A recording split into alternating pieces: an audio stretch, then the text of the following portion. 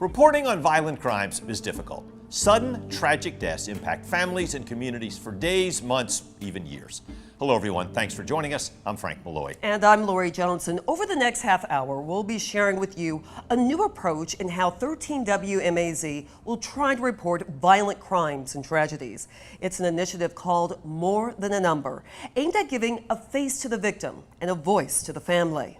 Families like that of 20-year-old Kadarius Porter. He loved video games, friends, and his family.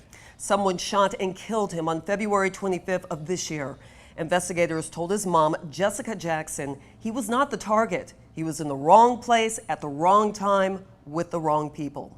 That gun blast killed Porter and shattered his mom's world. This is how most of us found out about 20-year-old Kadarius Porter's death.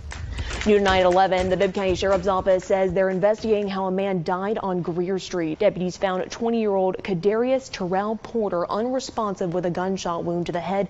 His mom, Jessica Jackson, received a call from a family member with the news and remembers heading to the hospital. And I was hoping, praying that it wasn't him, but I was able to recognize that it was him, realize that it was him when they lifted his foot up to put him on the stretcher. After visiting the crime scene on Greer Street. And I went to the hospital and waited in the emergency room area. I actually let myself in because I worked there. And when I got to the job, they let me in. They put me in a quiet room.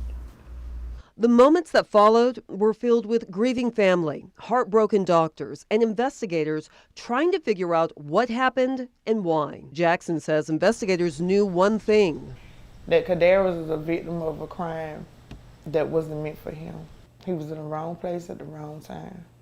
Jackson believes it started with an issue on social media that spilled out into the real world with real consequences and could possibly be gang-related. Was Kadarius in a gang? Not that I know of. Because most of the kids, the young men that were in gang, they wear like one basic color. Kadarius wore all colors. And she says he was welcomed everywhere. So far, the case is unsolved. It does get frustrating at times. It does. It really does. But I still just pray and think positive. Jackson says investigators have been very helpful and keep the lines of communication open.